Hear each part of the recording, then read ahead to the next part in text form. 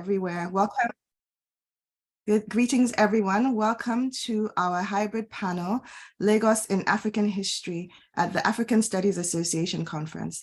This panel is proudly sponsored by the Lagos Studies Association. My name is Ademide Adelusi Adeliye, and I'm an assistant professor of history at the University of California, Riverside, and I will be chairing this session. We will have, I think, three presentations, and we will go in the order of the program. I will introduce each speaker as their turn comes. So, Lagos is one of the most studied African cities.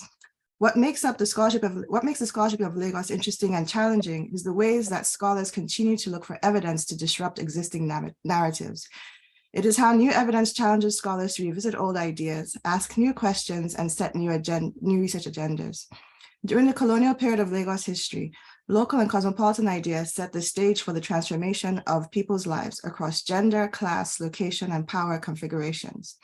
New conceptions of migration across the Atlantic existed in line with local agitation for political expediency.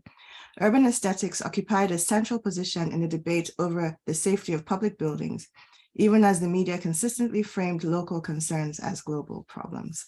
Excuse me, it's 5 a.m. where I am. So anyway, our first speaker is Oliver Harman.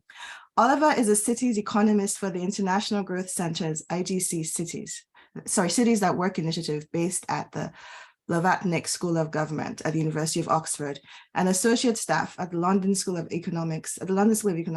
He's also a Clarendon Scholar studying the governance and financing of sustainable urban development in low-income and fast-growing cities. In these roles, he attempts to bridge the gap between research and policy, both generating and translating economic literature into clear urban policy guidance for emerging country and city governments. He engages with local government ministries and mayoral teams, primarily in West Africa, Central Africa, and East Africa, as well as South Asia. Examples include local government reform in Guyana, urban resilience and waste management in Ghana, municipal finance in Malawi, Senegal, Somaliland, and sustainable urbanization in Bangladesh.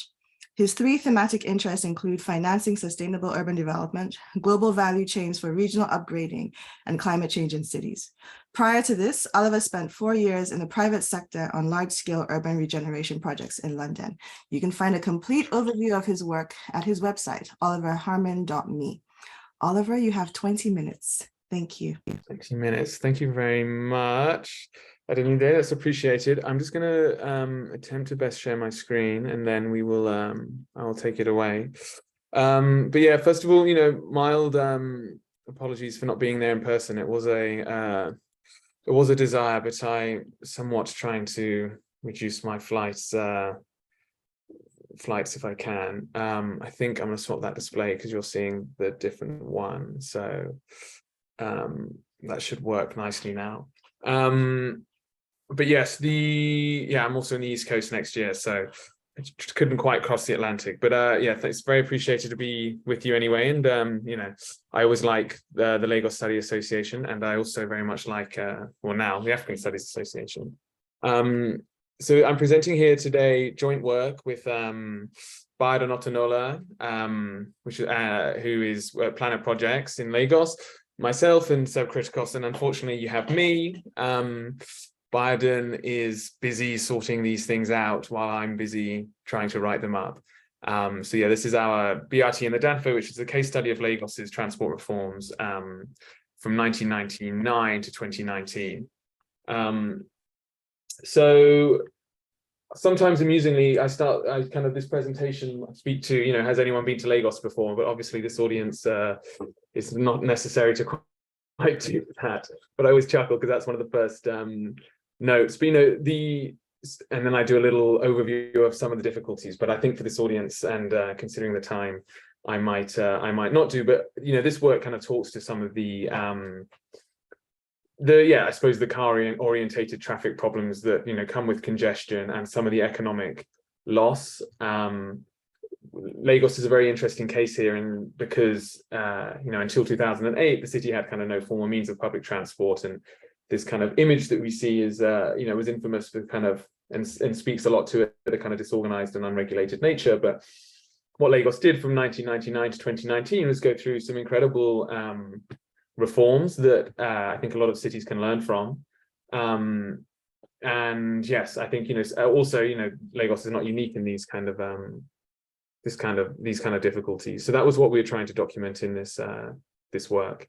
And as I said, it's kind of both practitioners and researchers coming together to provide a little blend. So firstly, I'll talk through the background and the motivation. I think a lot of my research, as indicated in the introduction, is kind of policy-focused research. So we'd had a lot of policymakers speak to us and ask, how can emerging cities deliver, sort of levels of transport connectivity for productivity within cities. So this was something that was quite important, and this prosperity. And as I indicated, we were interested in Lagos, particularly because it was the first bus rapid transit in Africa, and this high investment in infrastructure and public transport from the Lagos state government made it quite unique. Also, there was this unique traffic management focus, which was quite interesting, and some particularly interesting governance reforms. So we looked at, particularly in this question, how did Lagos reform its transport system, and what effects did it have, and what drove them. There.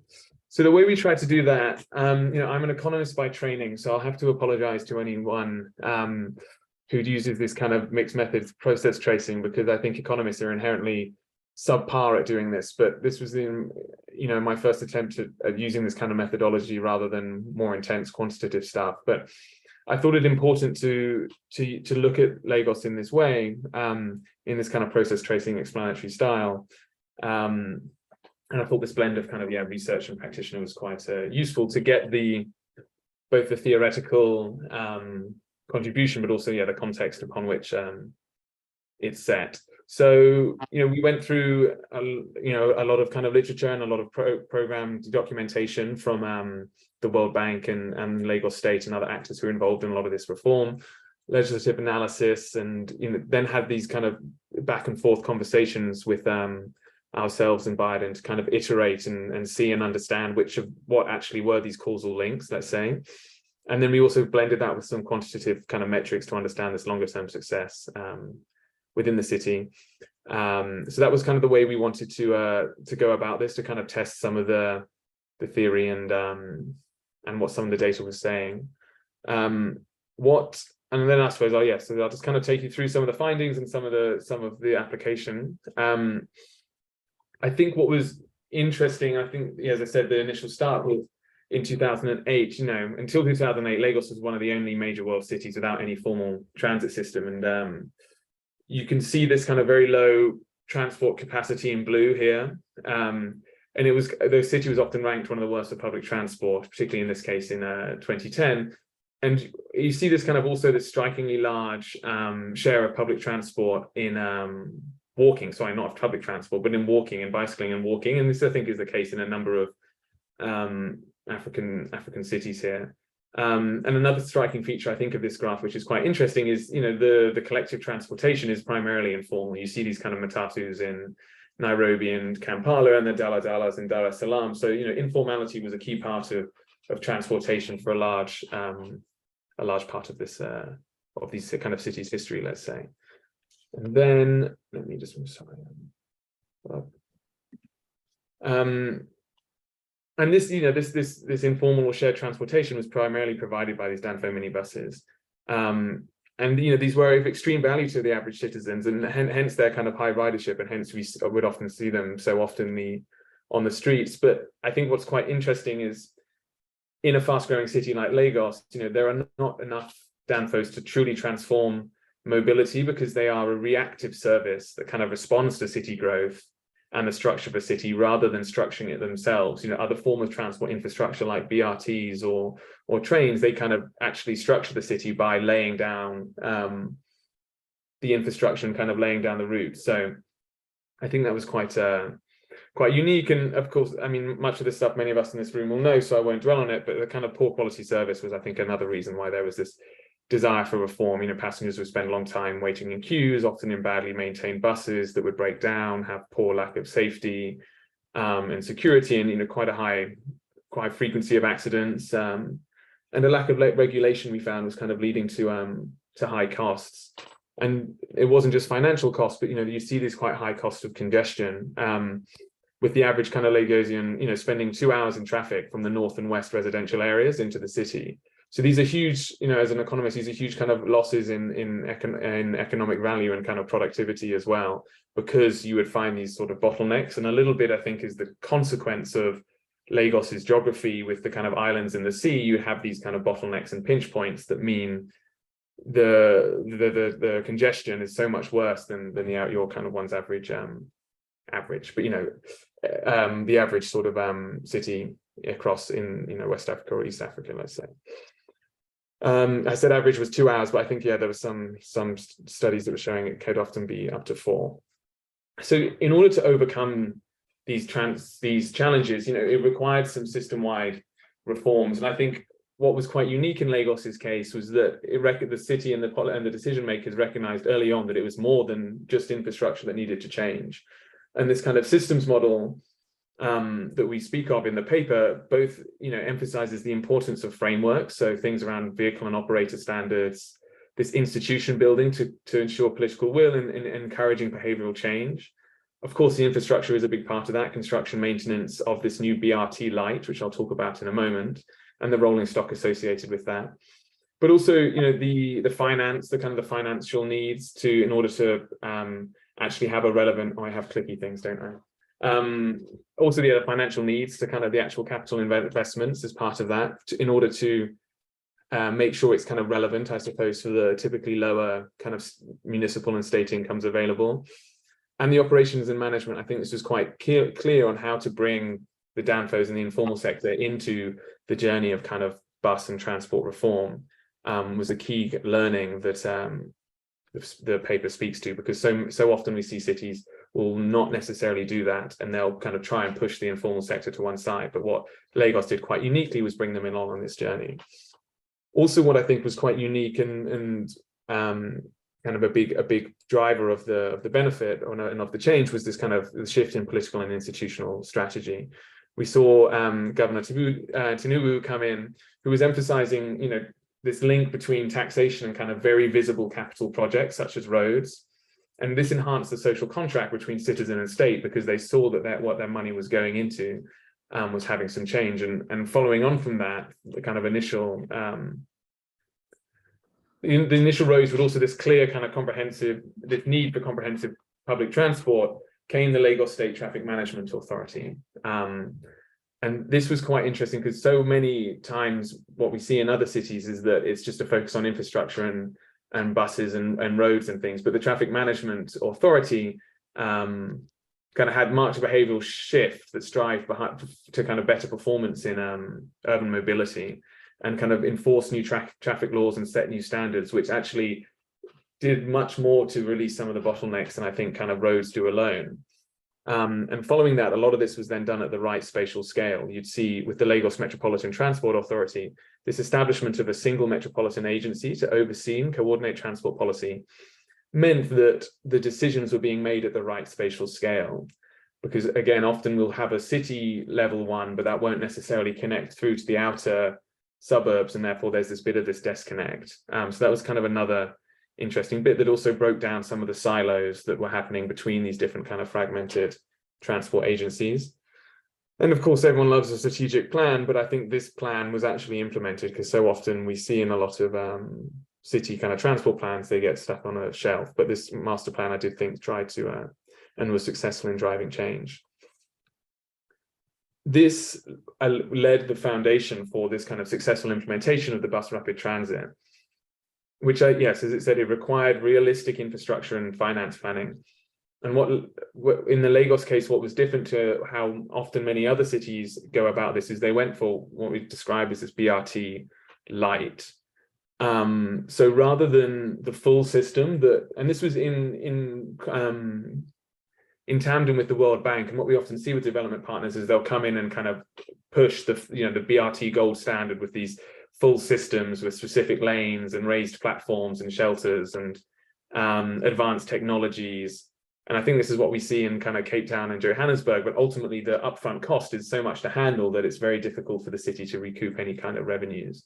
So the BRT light that Lagos brought in had these partially segregated lanes for BRT buses and simpler bus shelters, and was less technology intense, and as a result was easier to implement and much cheaper. And I think there's some quite interesting information here. Yeah, the first line was $1.7 million per kilometer, which sounds expensive, but when you compare that to, I think the BRT in Kampala is about 10 times that price, and the recent one in Dar is about 5 or 6. This was very good value, and it allowed the operational revenues to enhance, I suppose, the general system's creditworthiness that then encouraged the African Development Bank to kind of finance and fund a second line.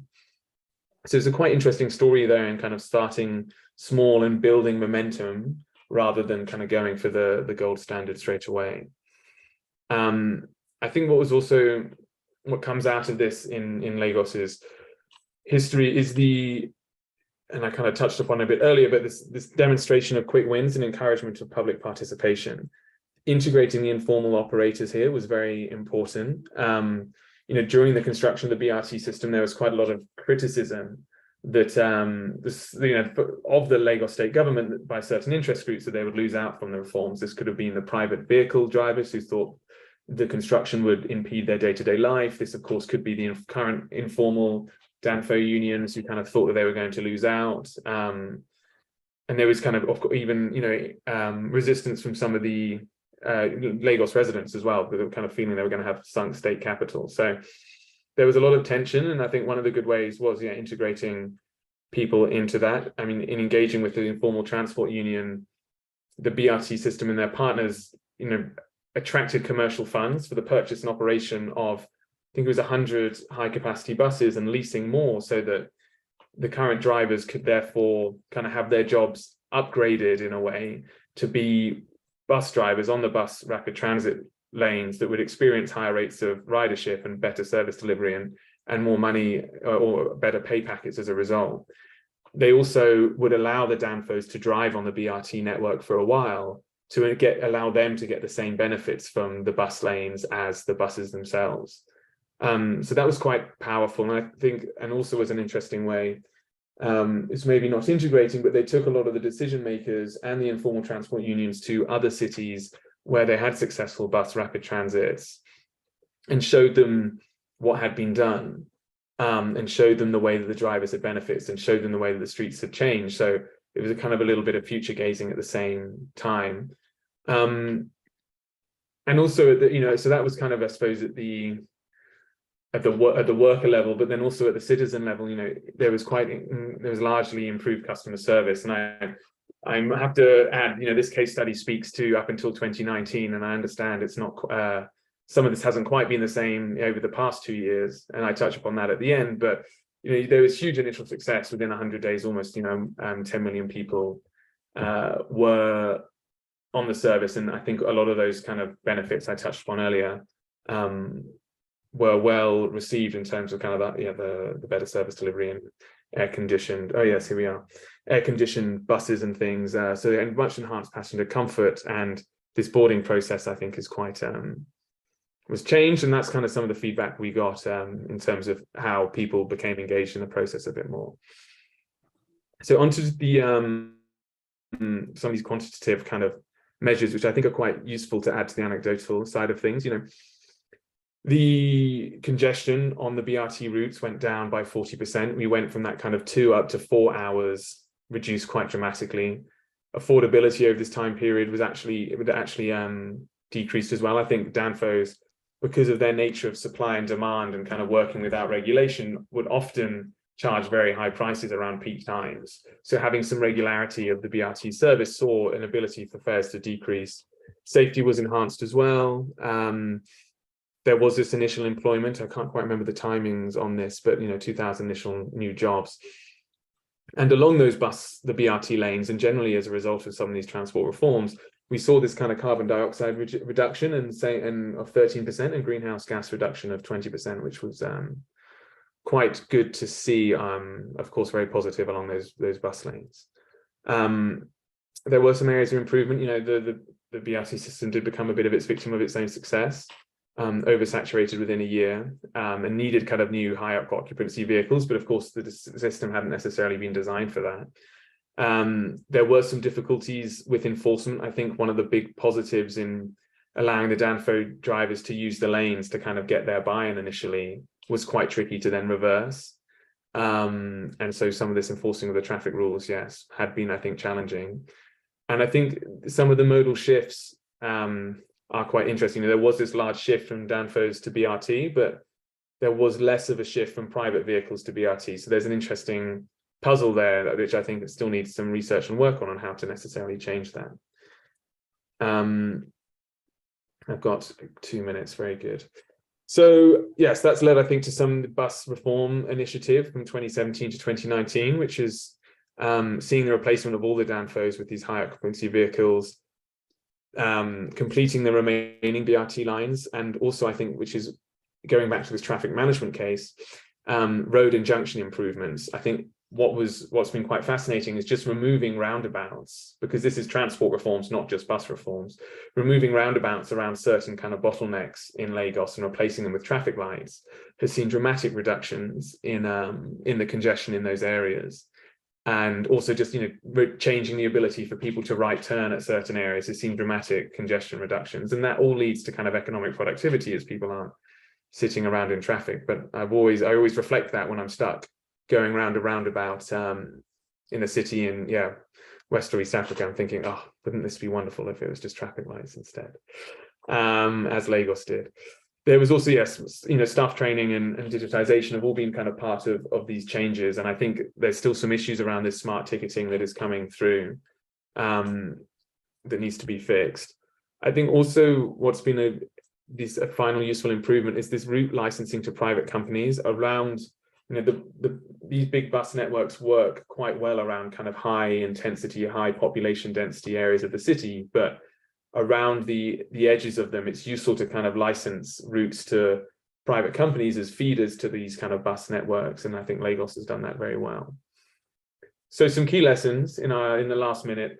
I think, what the case shows, building the right teams, a critical foundation for reform. That political support I spoke to at the beginning was crucial for this long-term success, but also, learning from abroad, learning from what other cities have done and tailoring it to Lagos and its context and its incomes has been very useful. Taking on this realistic and incremental approach, starting small and generating wins with opportunities to be built around. I'll just try and speak and then I'll finish. Communicating with citizens as well, I think, has been quite powerful, and working with people. It's not just about the infrastructure, it's this kind of wider collaboration, as the framework indicated, and integrating people in. So I will stop here. This is some of the more recent work that Biden and myself has done, kind of on, I suppose, updates since 2019. I think it's been interesting with some of the diesel price increases. Biden kind of makes an argument for this move away from current diesel powered buses into more cleaner options. And then this other piece I've written as well, in Learning from Lagos, kind of talks a little bit more about some of these issues around the fare hikes and some of this discussion around this traffic management and removing roundabouts. But if people are interested for some more these are just blogs, recent work to update the case study. That's that. So that's been me. I hope you enjoyed. I think I've kept to time, and I look forward to hearing from everyone else. And thank you for listening. Thank you so much, Oliver, for that. And, we have a little bit more time. Actually, our next panelist is here. Dr. Sani, are you ready?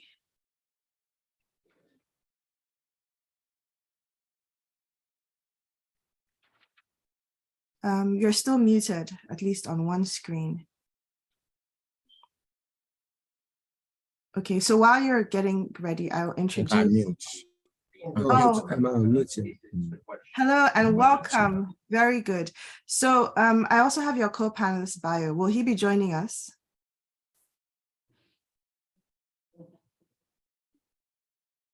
Okay. All right, so next, our next presentation is called The Lagos for Lagos Movement in Historical Perspectives, the Old Debates, the New Dimensions, and the Contemporary Realities. We have two presenters. We have Dr. Habib Sani and Farik Boge from Lagos State University. I will set a timer on my screen, so you have 20 minutes, so please, so that I don't have to interrupt you. You should begin.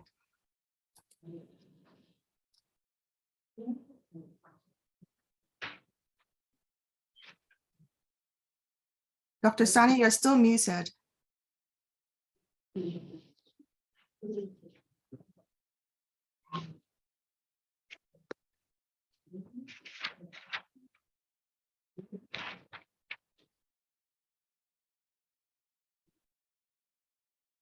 Dr. Sani, we can't hear you. We could hear you before, but now you're muted.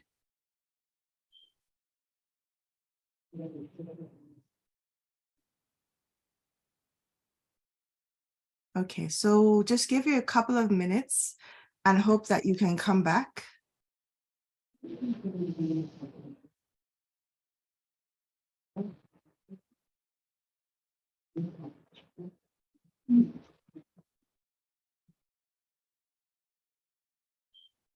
Okay, it sounds like, can anybody who's live in Philly help me? Do you have any idea what's happening with Dr. Sani? He's here, he's joined our panel, but I can't hear him. Yeah, maybe we should go ahead with while we wait for him to sort out. No problem. If you can communicate with him and tell him that he can start in 20 minutes, we'll just go to our next panelist. Okay, because I can't even tell if he can hear me at all.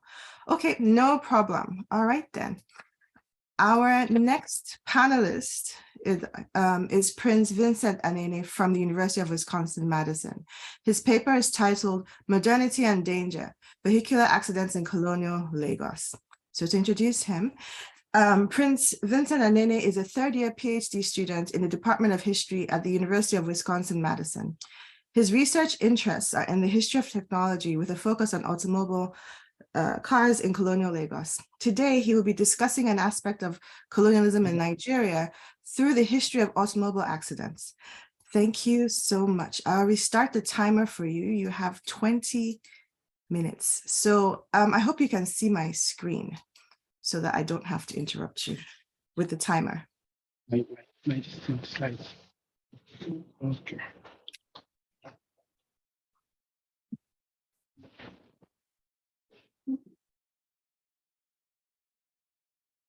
I think you can start. Okay, thank you so much for the introduction and good morning, everybody.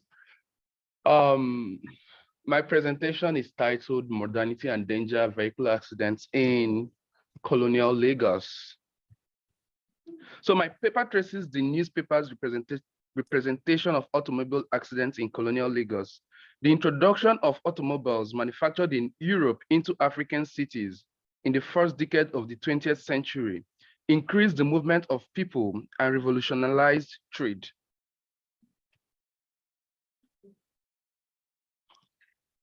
I don't think this is working. The Bluetooth. Falcon. The Bluetooth.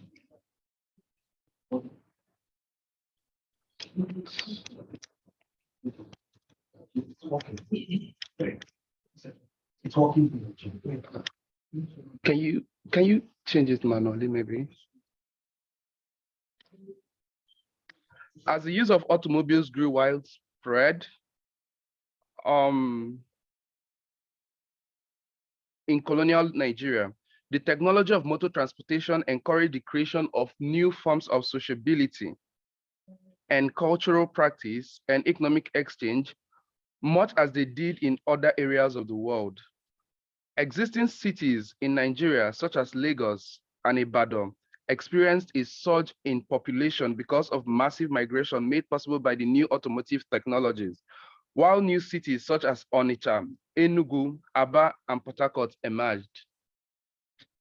As urbanization accelerated, automobiles of various sizes, colors, and shapes, accompanied by the roar of their engines and honks, became part of daily life. The dangers of the new mobile technology were also prevalent in the daily life of Nigerians. For Lagosians, talking about automobile accidents provided a space for negotiation of modernity and its multiple constellations. So there's a growing body of scholarly work in Nigeria on automobile cars. Jennifer Hart, Kenda Mutungi, and Joshua Grace have studied automobile cars in Nigeria through the historical lenses. showcasing African creativity and entrepreneurship to complicate Eurocentric discourses of development in colonial and post-colonial Africa. Motungi has used a history of automobility in Nairobi, Kenya, to make the argument for African-centered development. Grace further argues that in the 20th century, Africans enthusiastically adopted the vehicle and its associated artifacts and infrastructures, modifying technologies and machineries from the global north to better suit local needs and customs. Hard work is important for this study. So according to Hart, the automobile accident or the risk of the road provided a space to understand the contradictory or the diverse views which Europeans and the African drivers had about the automobile accident. So for the drivers on the one hand, the automobile dangers and the concomitant risk were pathways to wealth and financial freedom, and therefore must be managed properly. But on the other hand, the colonial officials adopted this into their technopolitical agenda, using it to regulate the movements of Africa. So building on these extant literatures, my paper furthers the conversation about automobile technology in Africa by examining the representation of vehicular accidents in two major Nigerian newspapers, namely the West African Pilot and the Nigerian Daily Times. Specifically, it explores the ways in which editorials that ordinary people and colonial officials defined road accidents from the perspective of colonial resistance and the ambivalence of modernity. I argue that the conversation about automobile accidents in colonial newspapers led to attempts to discipline humans and non-human subjects of colonial Nigeria in new ways, including separating humans and animals in a more divisive fashion. So by human subjects, I mean both Africans and colonial officials, and by non-human subjects, I mean animals.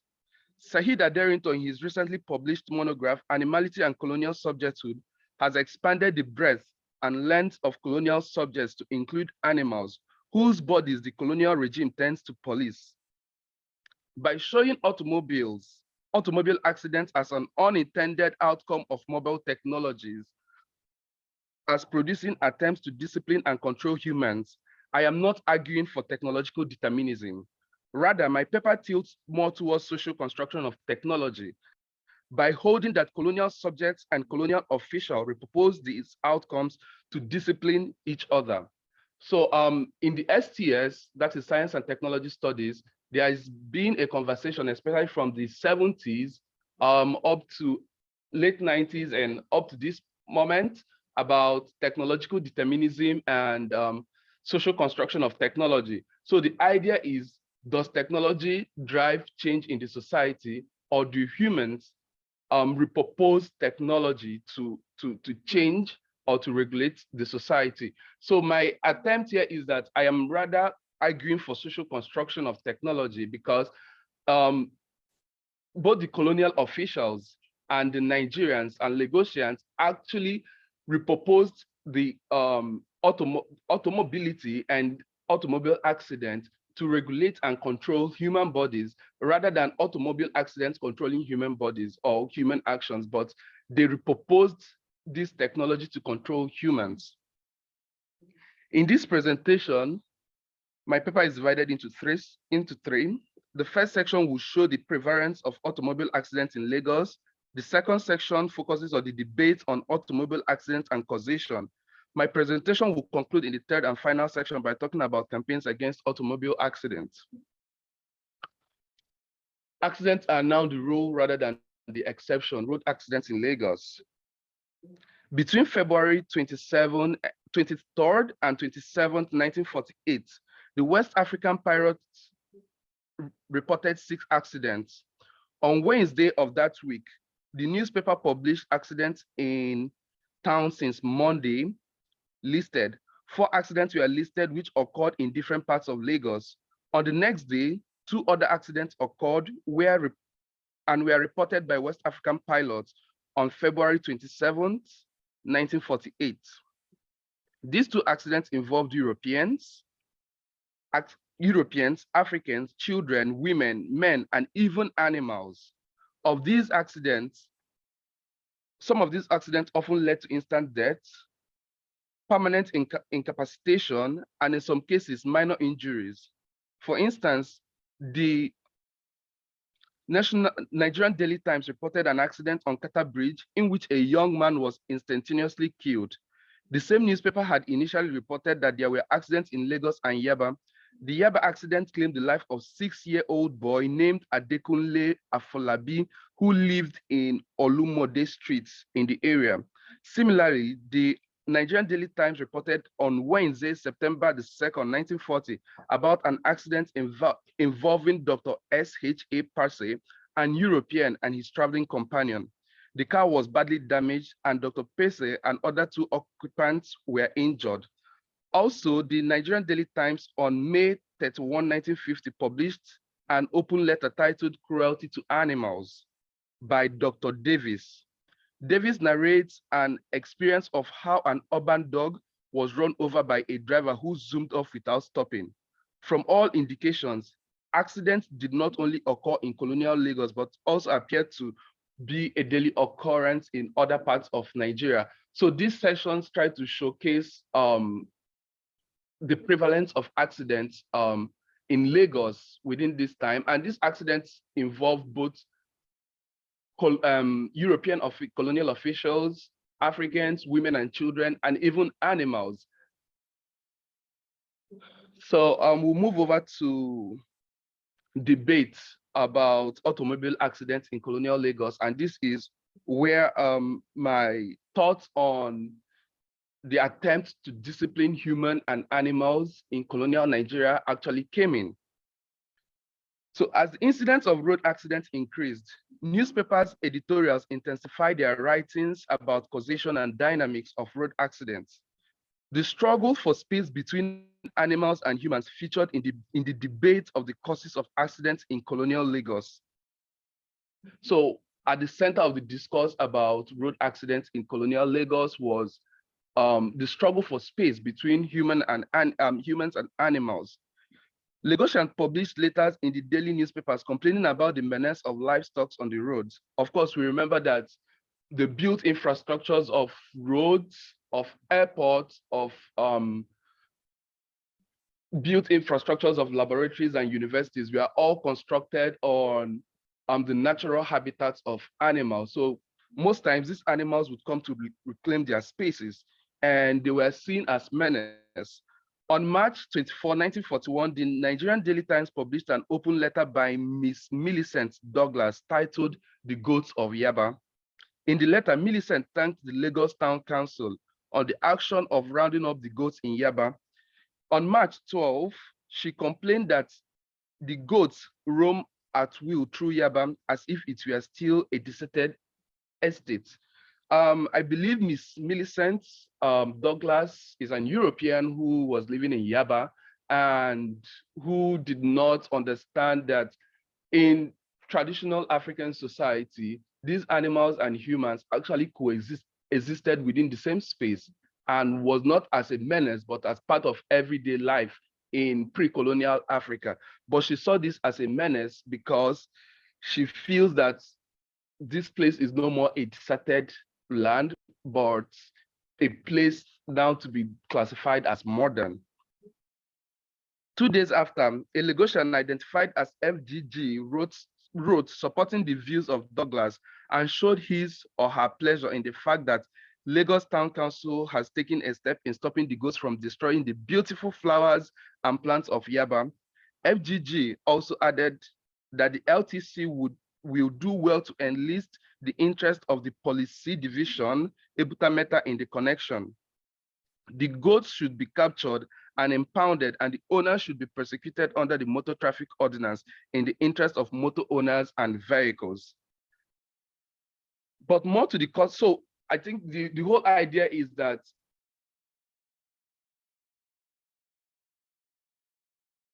there were attempts by Europeans to discipline African animals from being found on the thoroughfares, on the motor roads, and within the city, because it claims that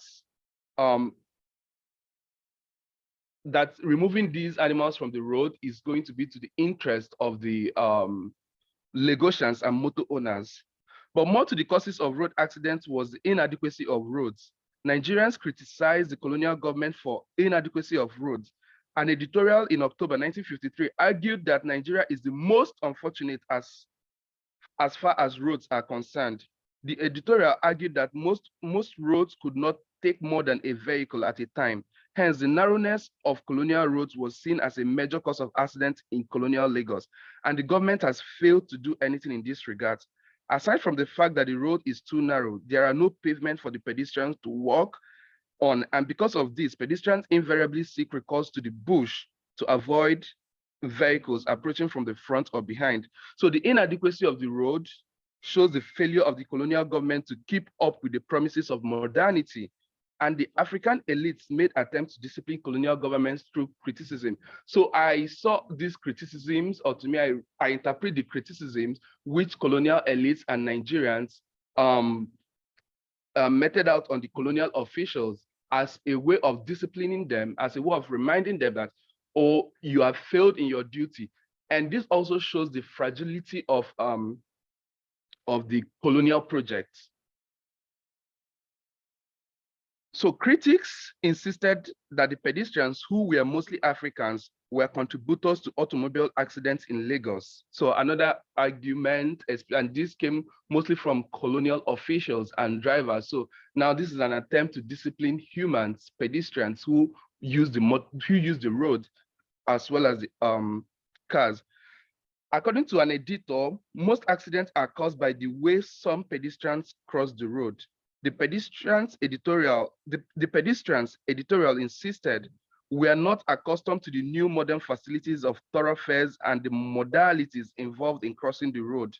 One Chuks Uzo believed that pedestrian crosses the road without first of all looking at both sides, or sometimes after alighting from the bus, tries to cross the road by the stationary vehicle without carefully checking up. In correspondence to the editor of the National Daily Times, one Ayodele Williams complained about the attitudes of the pedestrian on the thoroughfares, narrating his observation during the partial blackout nights in the interwar years of lightning restrictions. Ayodele wrote that people do not realize the dangers or do not care about their life and limb. For one finds them in every place, jaywalking along the middle of the roads in any number, only to scatter helter-skelter at the hoot of the horn, which had already reached their back. So the argument that Africans or the Lagosians were not accustomed to the modern infrastructures of thoroughfares and highways, and therefore do not understand the best practices of crossing the road. So most critics also tried to discipline Lagosians by trying to criticize the way they cross the road and their attitude on the thoroughfares. Drivers were also criticized for reckless driving. The motorist drives his motor recklessly at a neck-breaking speed and refuses to stop when approaching a crossroad, and any sign made by the fellow motorist is ignored by him. So there were a lot of conversation about speed,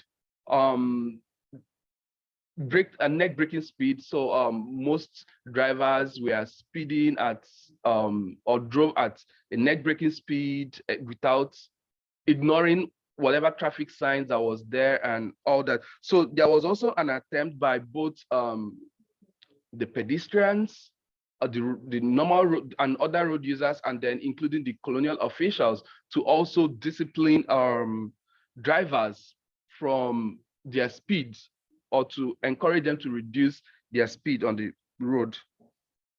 So automobile accidents and the debate around automobile accidents provided a space for the negotiation of colonial modernity and the limits of colonial modernity. So what has happened through my paper is that both the European officials and even Lagosians, educated elites and all that, were actually negotiating what it means to be modern, what it means to live in a modern society. But also Africans and Lagosians who lived in Lagos were also thinking about the limits of colonial modernity. So through public critiques, both colonial officials and Africans built conversation around automobile technology to discipline one another. So most suggestions that were made on how to limit road accidents was centered about advising both the drivers and the pedestrian on the best practices of road use. But beyond that, Nigerians also called out the colonial government, insisting that they have not provided adequate roads, and most roads that were built in early 20s and 30s were built without envisaging that the population was going to grow by 1940s and 1950s. And as a result of this, the tininess of the road became problematic and led to a lot of accidents on the thoroughfares. Thank you.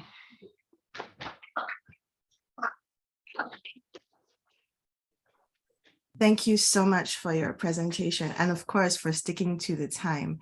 Okay, so our last panelists will be joining us from Lagos State University. Dr. Sani and Dr. Farouk, can you unmute so we can hear you now?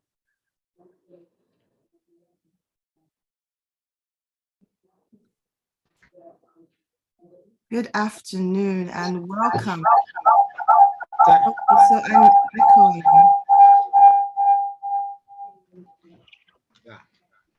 Okay, great. Good afternoon. Thank you for joining us. So do you have a presentation to share? Yes. Okay. Can the LSA team please give them screen sharing access? We'll try to do that right.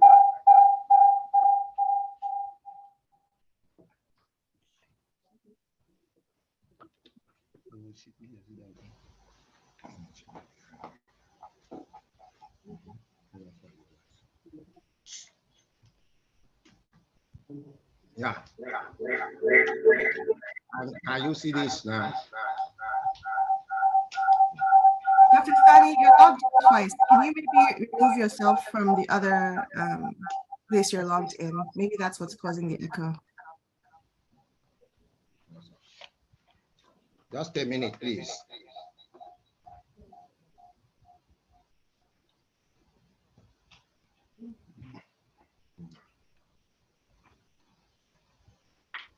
Just 1 minute.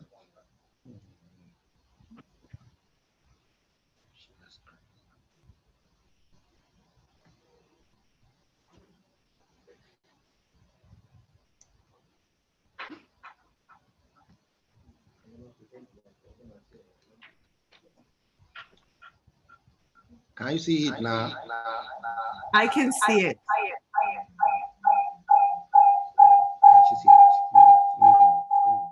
Okay, thank you. Well, the title of our paper is Lagos for Lagos. Let's see. Dr. Sani, I'm sorry to, okay, Nahido say it. Dr. Sani, can you delete the other account? You're logged in twice. Okay, the title of the paper is Lagos for Lagos Movement in Historical Perspective. The old debates, the new dimension, and the contemporary realities. So Dr. Sani, can you Yes. log out from the second account? You have two new accounts on. So there's another one that's maybe on your phone. Can you log out from that account? Okay, no, let me try to remove it so that I'm not sure. The phone is interfering. 1 second, let me try to remove that from 1 second. Is that what you're saying? 1 second, wait. What's the situation now, please? Okay, go ahead. It will work now. Thank you very much. So thank you, LSA. Dr. Sani, also, I'm putting the timer on my screen. So you have 20 minutes for both of you. Okay, thank you very much. The title of the paper is what I've just given, Lagos for Lagos Movement in Historical Perspective, the whole debate, and the present reality. It's a joint paper put together by myself and Dr. Farouk Boge.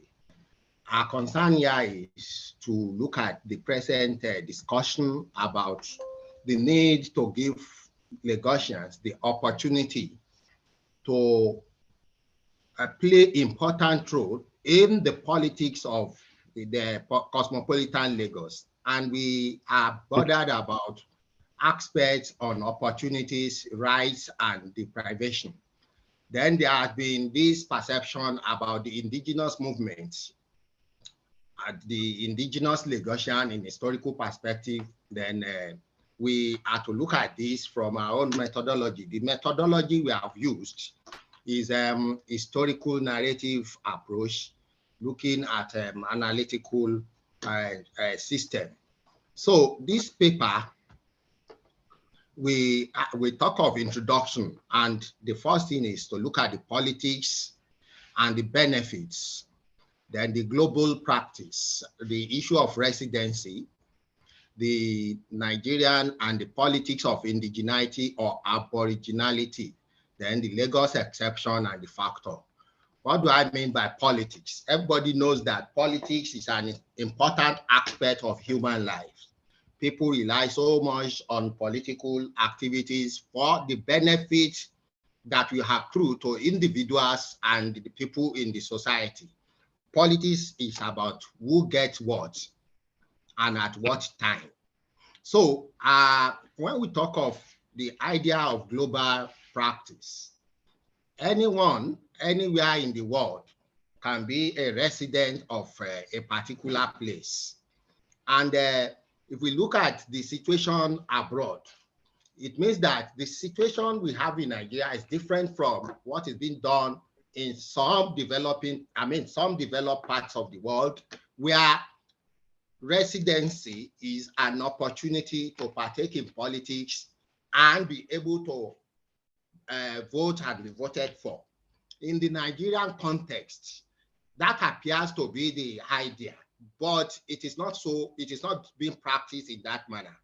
The Nigerian politics in most society, in most states in Nigeria, is such that an individual who belongs to a particular state, an indigene of a state, can vote and be voted for in their own state. But if you are not an indigene, if you are a citizen or a resident of a particular state, you may not be given the opportunity to seek for some elective post. However, the situation in Lagos had always been an exception. An exception in the sense that people believe in Lagos that anybody who finds himself or herself in Lagos can play the same role as the indigenous people of Lagos. So the concern of the Lagosians over the years has been that Lagos is an exceptional case in political activities in Nigeria. An exceptional case in the sense that it's an all-comers affairs, especially from 1999. Prior to that time, politics in Lagos had been done in such a way that the indigenous element had a much control in the affairs of their states. But if we look at the issue of Lagos and Lagos State, and then we were looking at the dichotomy, the perspective and the meeting point. When we talk of Lagos State, when we talk of Lagos, we are all aware of the fact that the name Lagos, if we look at it from the etymological perspective, was given to it by the Portuguese because of the presence of similar situations they have found in Portugal in Lagos, the presence of the lagoon. Lagos emanated from lagoon.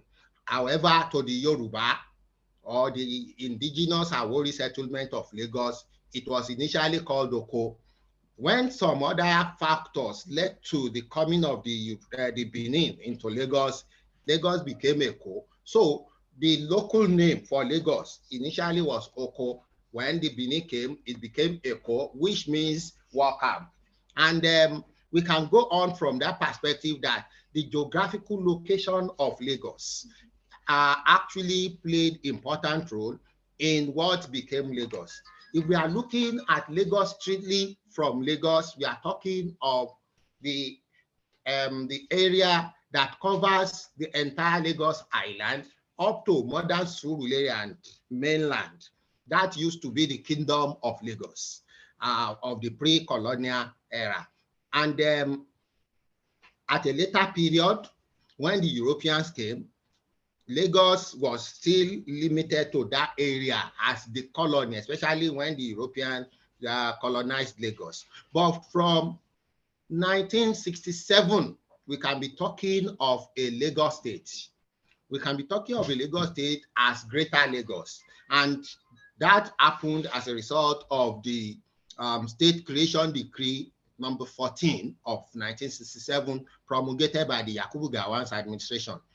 Then in 1983, if we look at, at 1967 still, we can talk of Lagos as Lagos Kingdom, and then the Greater Lagos that was called Colony District by the colonial government after the 1861 session. We can talk of a Lagos that became Greater Lagos, encompassing all other parts of modern Lagos State, which had previously enjoyed intergroup relations bordering on economic activities, socio-political and socio-cultural activities. In fact, if we look carefully at Lagos of this period, of the pre-colonial Lagos, and before the coming of the European, there had been, a lot of intergroup relations that shows that people of Ipakodo, for instance, had link with colonial Lagos because of the activity of a ruler who had problem in that place and was sent back, and sought refuge in Lagos.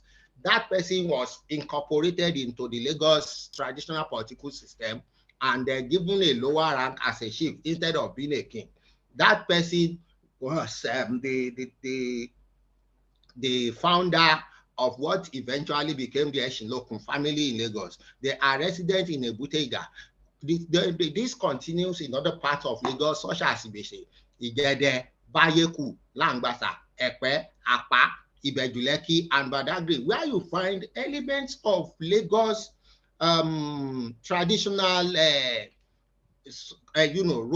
royalty, members of the royal house, moving into some of these areas whenever there was succession disputes in Lagos. So we can continue from there, and we talk about a socio-political relation, between the people of Lagos and those in the areas that eventually became Ibile in 1968, such that intergroup relation amongst these people could date back to more than 200 years prior to the creation of Lagos. And this could be gleaned clearly from J.B. Adams' account, which shows that the people of Lagos were themselves traders rather than be brokers. They therefore travel in their canoes to Badagry, to Apa, and to the country situated at the north extremity of Kradu Lake to buy Jabu clothes and other articles of domestic consumption. That shows the extent of the movement of people into that area. Now, if we talk of Lagos for Lagos movement, we will look at so many things. Lagos was the hotbed of Nigerian politics, even if we take it from the colonial era and, of course, the post-colonial era. Of course, we are aware that by 1900 and let's say between 1900 and 1905, Lagos became the hotbed of politics in Nigeria because of the water rate crisis. And from there, several other Nigerians who were outside Lagos sought the opportunity of the emergence of Lagos as an important center of politics to participate in the politics of the area. it is very clear that a lot of the people that came into Lagos actually, especially from the later part of the 19th century, came in the wake of seizing the opportunity to partake in the proverbial golden fleece that Lagos provided. And most of these people were encouraged into Lagos society. And we can talk of the returnees, we can talk of the Mahins, we can talk of several other categories of people in that at that period. Then gradually, a lot of things happened that placed Lagos above all other states in modern Nigeria. Lagos was the first place where the first political party was founded, the People's Union. It was also the first place where the first political party that won election in Nigeria was founded. And we find out that some of those who played significant role in the founding of these political parties were not necessarily indigenous Lagosians, but who have been accommodated as Lagosians. We can talk of Herbert Macaulay, talk of Dr. Obasa and several other ones, H.O. Davis and others. Then all of these people created for Lagos the opportunity to dominate the politics of modern Nigeria and encourage other people to come in. For instance, around 1938, the Lagos Youth Movement, which was founded around 1934 by H.O. Davis and some people around Lagos or people of the Southwest, accommodated Nnamdi Azikiwe into the politics of Lagos society when he was given a rousing welcome. And one of the reasons why the name of the Lagos Youth Movement was changed to Nigerian Youth Movement was to encourage the participation of people like Nnamdi Azikiwe in the politics of Lagos society. We can go on and on. By the 1946, there was the McPherson Constitution that tried to create a kind of a situation where Lagos was just not being given its necessary recognition. And around 1950, there was a conference in Ibadan where the status of Lagos had to be discussed. Lagos was considered a federal capital territory, but the people seems not to be enjoying anything. Then there was the 1953 London Conference that eventually led to the Littleton Constitution of 1954, where the status of Lagos was discussed. Of course, we have issues that bother us about what was the status. Then we had Lagosians who wanted a situation where they can control their own affairs.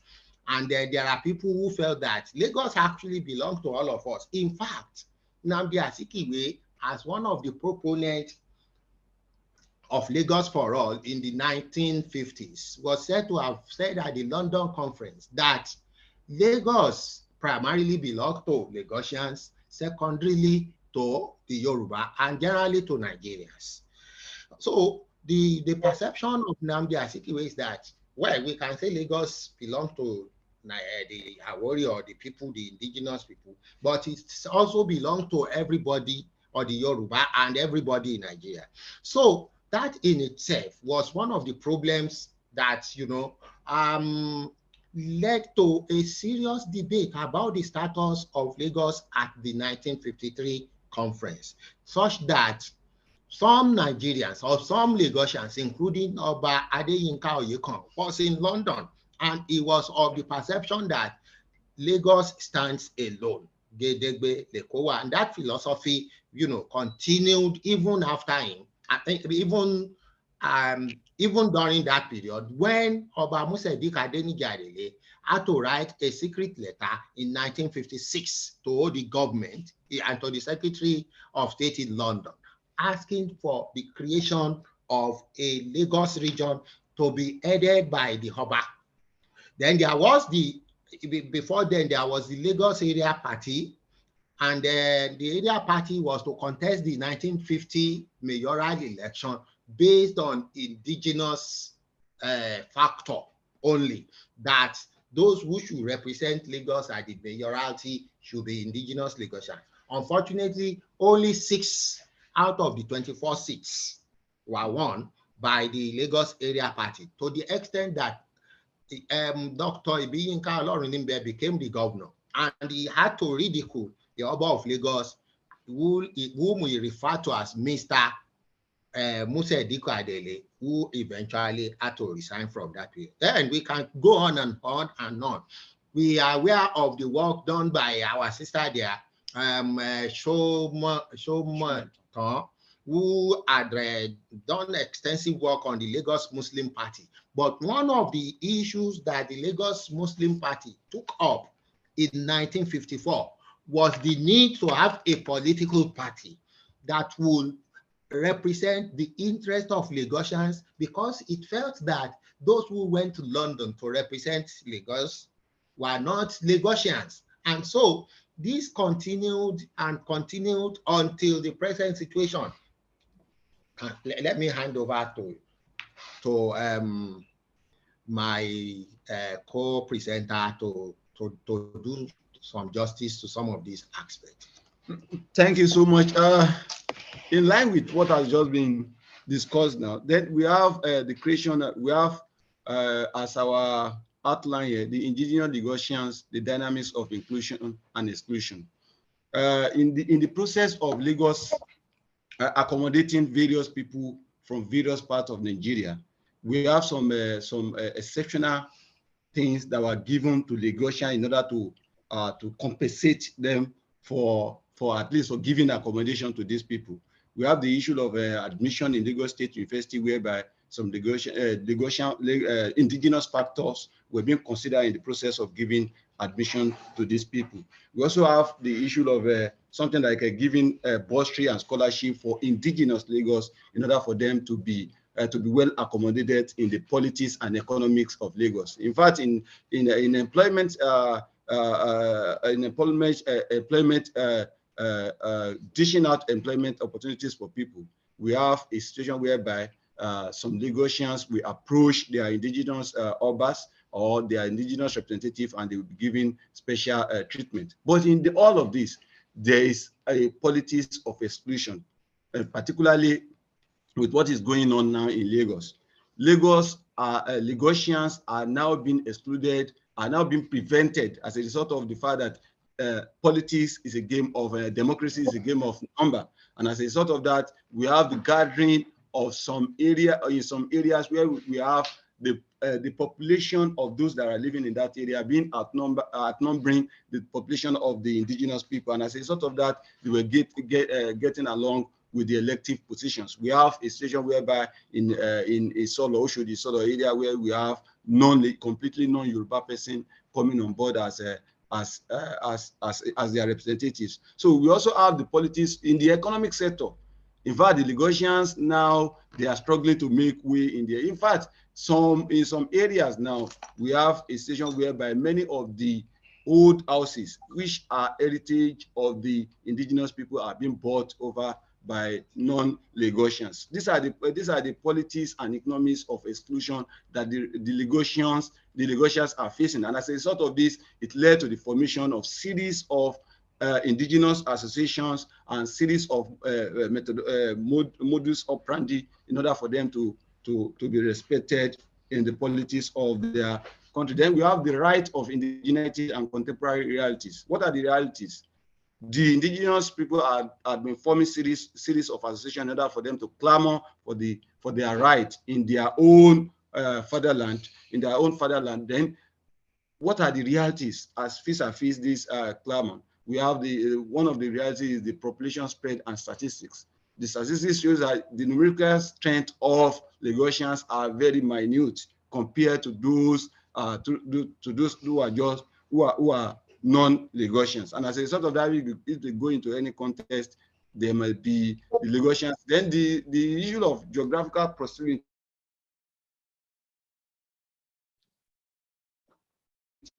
is also many positions, democratic dispensation. Core Lagosians are being prevented from emerging as coming to the Oval Office of the Governor of Lagos. We have people who have root from neighboring neighboring states who are emerging as governors in Lagos, and this is a serious concern to the Lagosians. And it was because of the geographical proximity, because these people, they come from area like Ogun State, like Ondo State. Their forefathers stayed in Lagos, they benefited there, and their offspring are now dominating the politics of Lagos. Then another issue that they're playing out against Lagosians is the commoditization of land. The land, the indigenous land, the land heritage of the people are being sold to the non-indigenous in their and I've talked about the economy, the other side. So as a result of these people getting along with land, sometimes they said they sold this land in at cheap rate. That some people even sold their land heritage at very ridiculous prices, and this also give the non-indigenous the right to also occupy some places. We have in many areas of Lagos now where we have even the Igbo people, the people from Eastern Nigeria, having streets named against them. So this also. Boge, sorry, I'm sorry to interrupt you, but you've gone over 20 minutes now for your presentation. So if you're going to wrap up so that we can have our discussant and maybe even a little Q&A. I'm sorry to interrupt you. The basis of our study is that fine, there are present realities that is against the Lagos, but across the world, the Lagosians need to be given some special recognitions as far as the politics and economic of Lagos is concerned. Thank you very much for this opportunity to present our idea. Thank you. Thank you so much. I'm sorry we're running out of time, but this is how it is. Okay, finally, we have our discussant who is going to give us some feedback or some comments on what we've heard today. So Professor Halimat Somoton is an assistant professor of history at Auburn University in Alabama. She's a historian of 20th century Africa who specializes in the history of cities and decolonization. Her current book project examines how ordinary Lagosians experienced and influenced urban policies concerning housing and sanitation during and after the end of colonial rule. She received her PhD in history from Columbia University. Thank you, Professor. You have 10 minutes, by the way. Great, thank you so much. Can you hear me on Zoom? Okay. Yes, I can hear you very well. Okay, thank great. you. Yeah, thank you so much. It's been really great to hear all of these papers. And I'm going to start with Dr. Sonny and Dr. Boje's paper because it sort of gives a really important historical context in terms of thinking about the changing meaning of indigeneity, the ways in which Lagosians have always tried to be at the center of influencing their city's politics and also accessing power. And it gave a really important exposition in terms of the transformation of Lagos from being a place that it was recognized by the Awori people, even with the names to kind of like explain the transformation from having the city being called Oko, which means farm in English, to now being called Lagos. And they also kind of like pinpoint to this question of like, you know, who gets to define the future of the city? And how do people confront the exclusion in policy making? And they show that throughout the period of Lagos's history, you have different moments when people have come to try to place themselves at the center, in this case, indigenous Lagosians, or even other group of Nigerians who were trying to center themselves in the politics of the city. And it kind of goes back to this question of who gets to define the future of the city? And it's clear that indigenous Lagosians are trying to be at the center of this process and determining the policies and the politics of the city.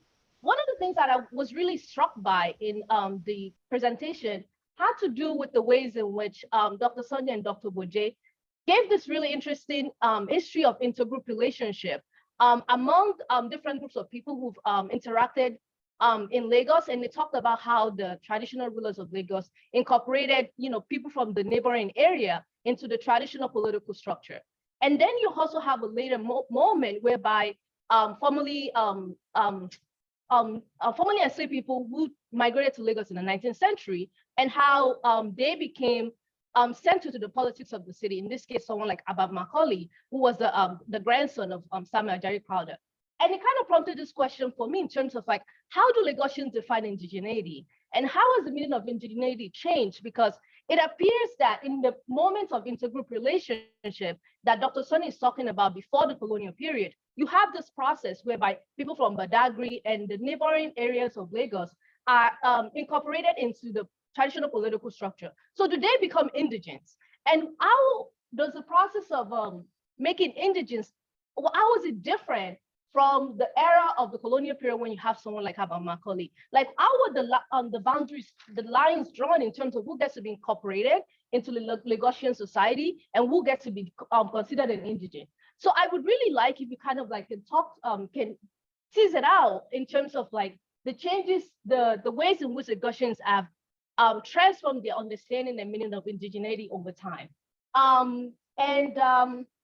Another thing is when you were talking about the contemporary moment in terms of like indigenous Lagosians' attempt to create a stake for themselves by having scholarship, and you're also kind of calling for a form of like what's the word, affirmative action in terms of like having a special slot being created for Lagosians in education, in politics, and in all sectors of life in their own city. So I'm wondering if you could maybe talk about who this group of Lagosians are, and how do they sort of, and it kind of goes back to the question of indigeneity again. How are they, I mean, how are Lagosians defining who gets to belong to the category of indigenous Lagosian in the present moment? And how is it different from how the category of indigenous Lagosians was being defined before colonial rule, as well as after colonial rule in the post-colonial movement? So I'm going to go to the paper of Prince, because I'm trying to think about this in an historical process. So one of the things that I find really great about Prince's paper have to do with its attempt to shift from how a lot of scholars who work in on issue of technology and the ways in which automobiles are being introduced into the colonial context, and thinking about the debates that local people are having about these technologies, not just its use, but also its failures when it comes to the accidents that were prevalent in Lagos. And it makes this really important case in terms of like how different actors are understanding what actually causes accident. So some people think it has to do with the presence of animals on the streets. Some people have to make the argument that this has to do with the ways in which Lagosians do not know the rules of the traffic rules. And this contributed to why you have all this accident. And you also have the question of the limits of colonial modernity in terms of like the state not creating enough roads for humans and cars as well as animals to coexist in that space. And one of the things that this paper made me think about have to do with this question of, what makes the city works. And this is also kind of like pertinent to Oliver's paper, which I'm going to talk about in a few minutes. And when I was thinking about this, I was trying to sort of like, I'm looking at my notes here. One of the questions that I had in terms of, thinking about Prince's paper have to do with the kind of reforms that the state created in response to the accidents that became prevalent, the motor car accident. And, probably, if you could maybe talk a little bit about how did, the government respond to the prevalence of accident? So on one hand, you told us about how the state kind of framed why accident happened, but how did they ended up, what were the measures that they created? And another thing is, how do the reform that the government created, how did it affect the existing form of sociability and the use of roads and transportation that existed before the introduction of motor cars and before this accident became prevalent? And to what extent did people kind of adapt how they were used to actually using the roads? And you gave a really interesting discussion about how, animals were used to being on the streets, and now this was the state was trying to curb that process. So to what extent did the whole means of actually engaging and using the road continue to exist in the midst of these new reforms that were made in response to the accident? So that would be my question for you. And going to Oliver's presentation, I think one of the key points that Hollywood was making had to do with how the Lagos state government was responding to what he considered the problem of, traffic congestion, the loss of money, as well as just like the I guess like the inability of the economy to be running smoothly because you don't have enough transportation, or there's a lot of traffic, in other words, traffic congestion. And you have this really fascinating and important reform, again, going back to the notion of reform, right, that was implemented by the government to introduce these buses. And what makes the BRT buses important had to do with the fact that it wasn't just about bringing new buses into the city, it was also about changing the structure in which transportation worked, in terms of like creating new lanes for the buses, in contrast to actually putting them on the road to interact with the existing downfall buses that were on the streets. And you also have the creation of like new administrative offices, like, you know, the traffic management and the LATMA and all of this, like officials who were sort of included into the process of reforming Lagos's transformation. And I also thought it was really fascinating, but also surprising, that the government was trying to collaborate with the downfall drivers in order to actually make the BRT project successful. And I'm wondering if Oliver can maybe tease out for us a little bit more in terms of like how this process of creating the BRT unfolded, because I'm really curious to know more about the actors that were in the room, the policymaker that Oliver was talking about. Who were this policymaker? Which place were they sort of imagining when they decided to sort of come up with this idea for the BRT? And our Lagosians themselves framed in this process of reimagining the transportation system in Lagos. And I was also curious about like this question, and I think what connects Chris's paper and Oliver's paper have to do with what makes the city works and who gets to actually define the process. And I was also struck by, I think, what Oliver was trying to discuss in terms of like how downfalls themselves, what I would argue is the main form of transportation that Lagosians actually have access to, in contrast to the BRT, how they were sort of framed as a problem, and also a form of like collaborate, like a group that will help the BRT lane to work. So I'm curious if Oliver could maybe speak a little bit to how the number one, how this new BRT reform that the state created affected the ways in which people are used to actually being on the streets, and affect the ways in which people are used to using the transportation system. And it also goes back to the question that I asked Prince, in terms of like, how did the BRT reform affect existing form of sociability of using transportation? In terms of like people's ability, you know, you have the ability to have advertisement, for example, in the buses, because people are used to having, you know, preachers in the buses, having all people actually advertising, you know, like medical products or different kind of products in the buses. To what extent did all of these forms of actually using transportation continue with the introduction of the BRT? And how was the state trying to sort of create new mode of cityness and new modes of actually engaging with transportation with the BRT? So in other words, I'm thinking about like which kind of ways of being in the city was the BRT cultivated after its introduction.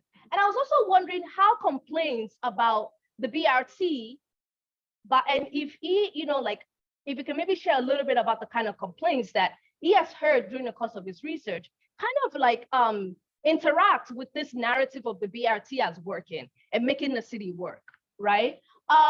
So those are my questions for now, and then we can sort of open up to the Q&A. Thank you so much. I really enjoyed this trip.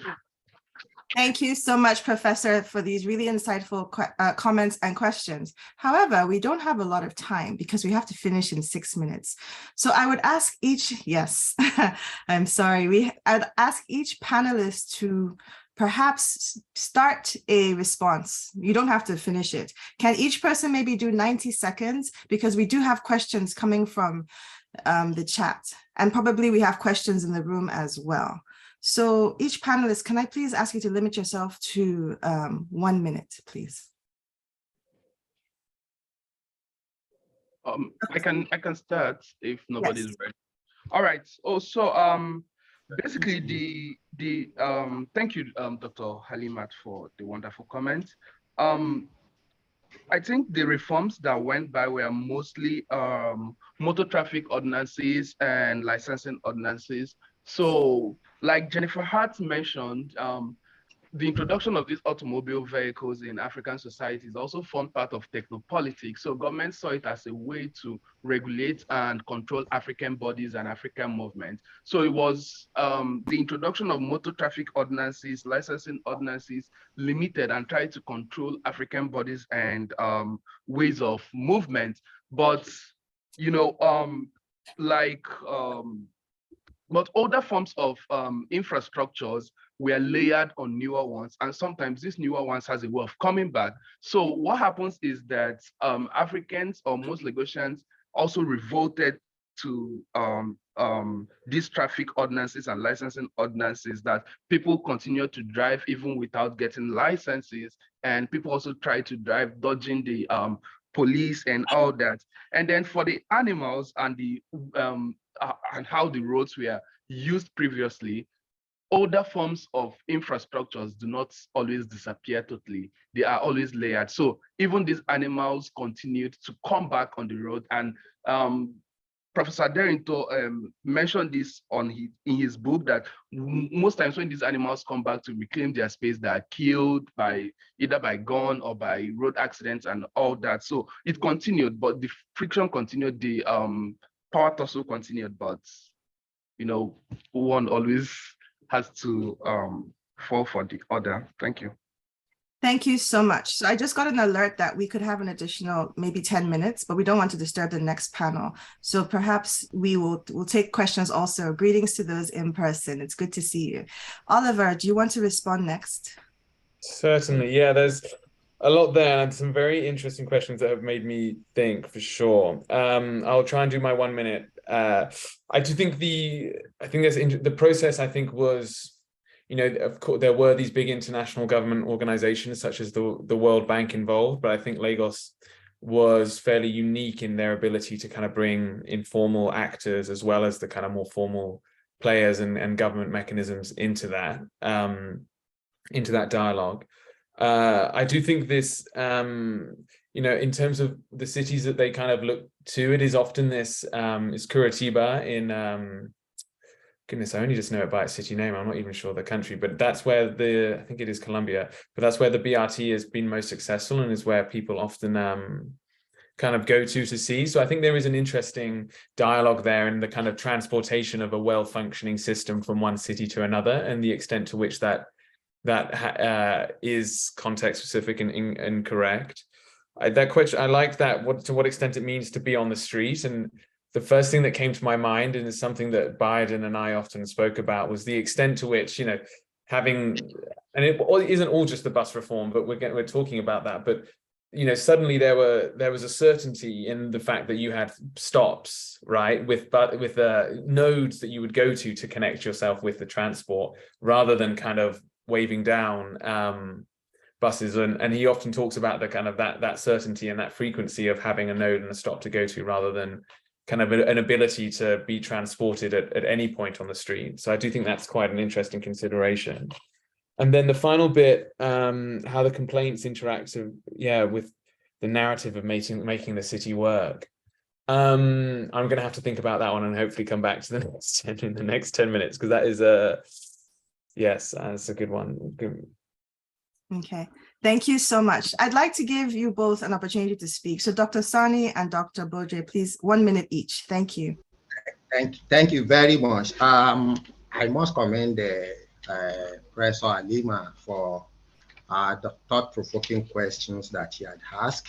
And if I have to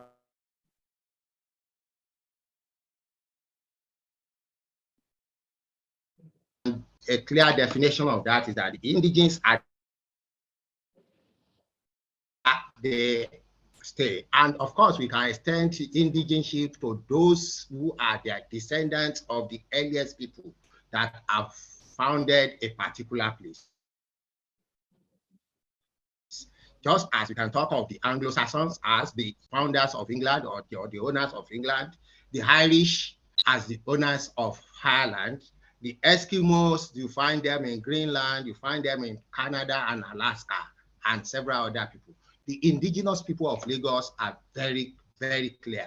The earliest of them are the Awori, the Benin, the Ijebu that you find in the eastern parts and northern part of Lagos, in the Ikorodu and Epe, and of course, the Ogu-speaking people around the western part of Lagos. So these are the indigenous Lagosians, the aborigines of Lagos, whose dates back to more than 600 years back. And these are the people who have accommodated several other people in the past who are considered as Lagosians, Sierra Leone and Brazil, who were not necessarily Lagosians, but who could only remember that they were taken out of Lagos during the transatlantic slave trade through Lagos. And as such, the only place they could recognize was where they were taken out of Lagos. And in that category, we had the Macaulay and several other ones from the hinterland of modern Lagos.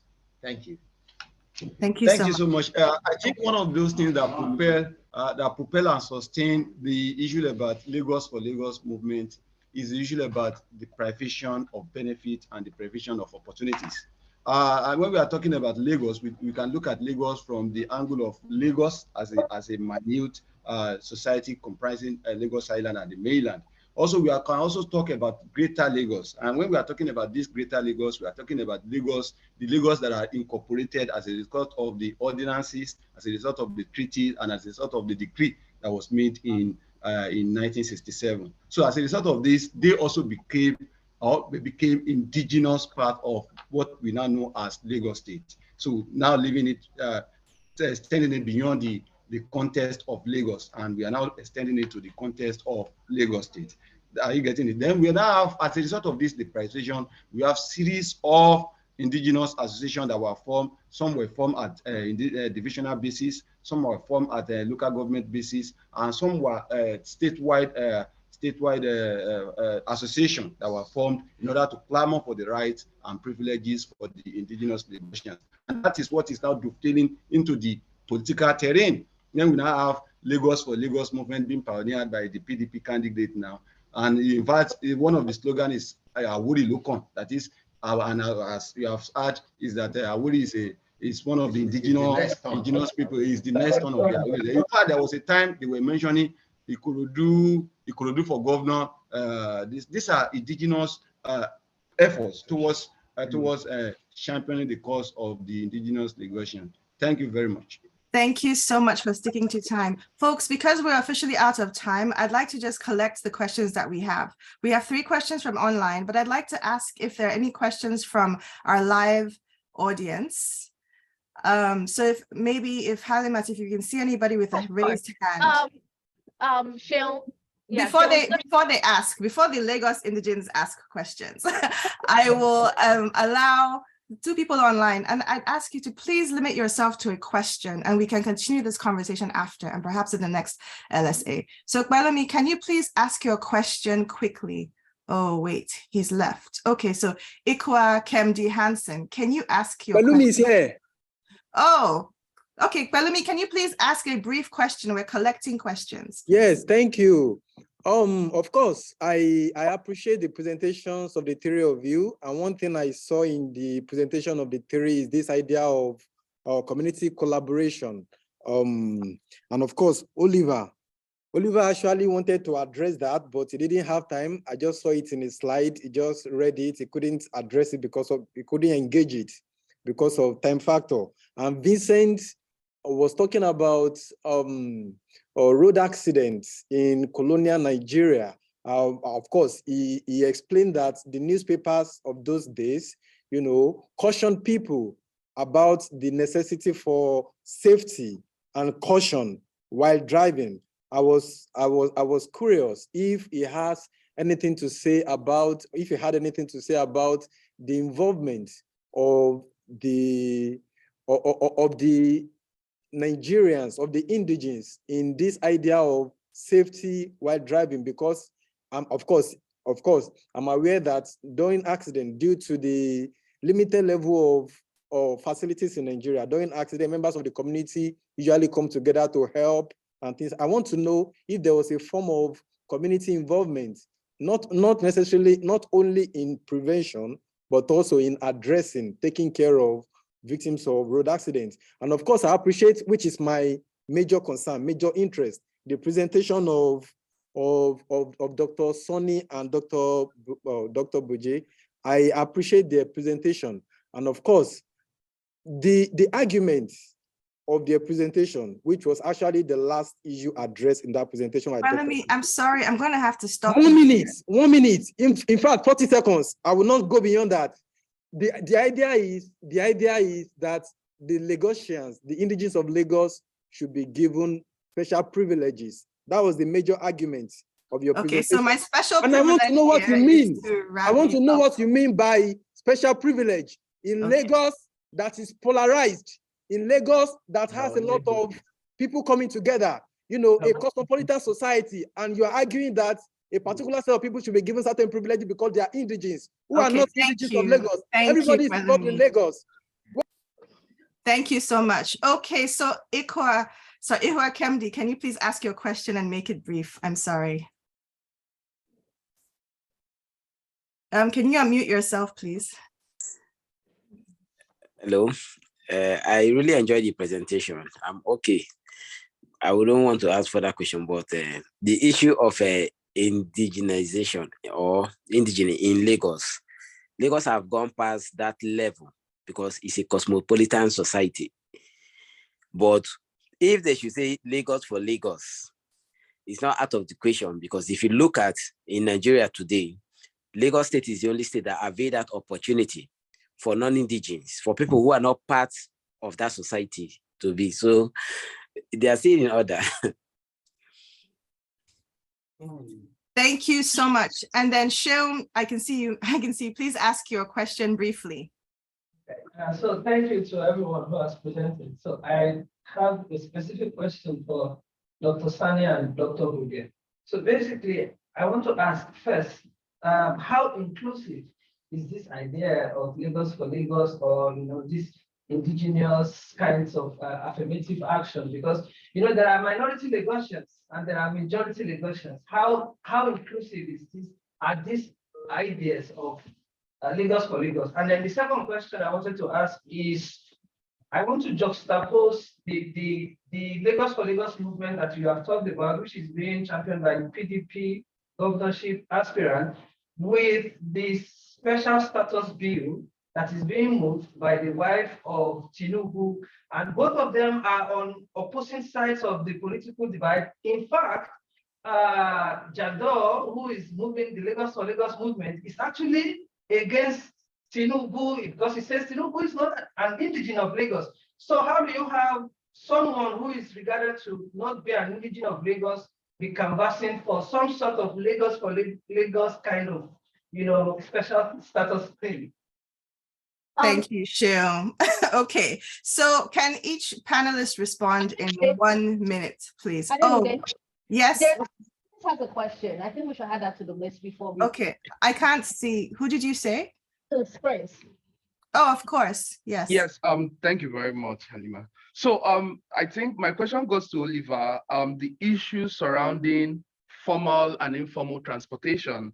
So my question is this: what counts for formal and informal transportation system?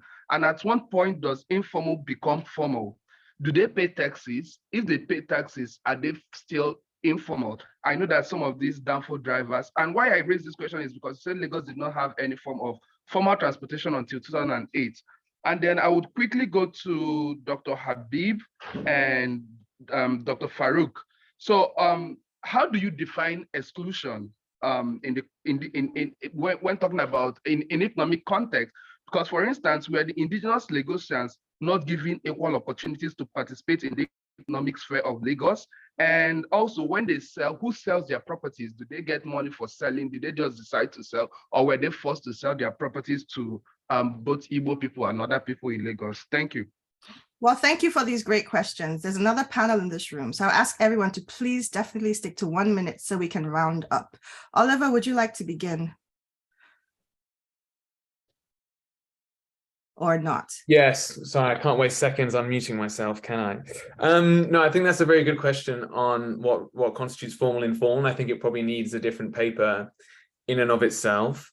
I do think, you know, in formalizing there is some tie with, you know, the public being more kind of public and kind of linked with government in some way, versus the informality. And but I do think there is definitely a versus the informality, which I suppose is more privately perhaps run and kind of with a different level of regulation. And it is a spectrum. I think that's an interesting question as to what point is there a tipping point where informal becomes formal and what constitutes that. So we don't necessarily speak to that too much, but I do think that's worth some thought. And I'll stop there for time, but there are some other ones that I'll touch upon, but I'll let the others speak to that. Thank you so much. So Dr. Sani and Dr. Boje, you've received some quite, okay, well, I'll let you speak, but please 1 minute.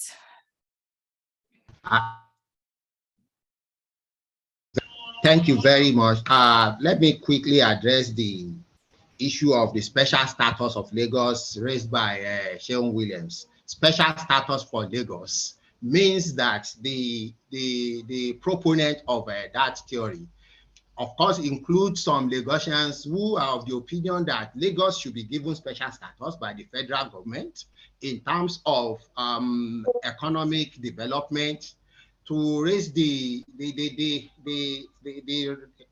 government revenue accruing to Lagos in such a way that the past experience of Lagos as the former federal capital should still be enjoyed. Aside from that, there is the issue of properties, which Lagosians are actually interested in getting back. That some of these properties, when they were given to the colonial government, were given in trust for the purposes of public use. Now that they are no longer in use by the federal government, which became the beneficiary of the colonial government, they should revert to the indigenous Lagos people that gave them those properties. These are some of the issues that has to do with a special status. But the Lagos for Lagos movement being championed by the PDP candidate is to the extent that indigenous Lagosians should be given specific positions in the hierarchy of government that actually belong to them. We can talk of exclusion from the perception that the governor of Lagos currently is an Ogun State man. The deputy governor is from Ogun State. The speaker is from Ogun State. And you can go on and on. You see that there are no Lagosians who are qualified to own this position, to occupy this position. Thank you, Dr. Sani. I'm sorry to stop you in this lively debate. It's okay. Prince, would you like to speak quickly because we're out of time? Yes, so I think the question of the involvement of Nigerians in safety issues, I have really not gotten to that part of the research, and hopefully we'll discuss that in LSA 2023. Thank you. Okay. Wow, thank you for being so awesome. Dr. Boje, do you want to say something for 20 seconds? I just want to the first person that asked a question on concerning our presentation. In Nigeria, we've been seeing different states as in kind of a way they have opportunity to present their own indigenous persons into political offices. And this set of people will come to Lagos and say, Lagos is no man's land. Lagos should not be given, it belongs to everybody. Whereas in the various states, they were claiming indigeneity, they were claiming right for indigenous persons. Okay. Thank you very much. Thank you so much. Well, I'd love to really extend special thanks to all our panelists, to our discussants, to everyone who joined us online and in person. It's clear that this conversation has to continue as it sparked a lot of lively debate. So thank you all for being here. And I look forward to joining you again as we continue these debates. All right, thank you, everyone. Thank you, bye-bye. And of course, thank you to the LSA and to the ASA for giving us this opportunity to speak. Thank you. Okay, and thank you for including us Badagry people. Okay, I'm glad to be here. All right then. Thank you so much, bye-bye. Okay, all right, bye-bye.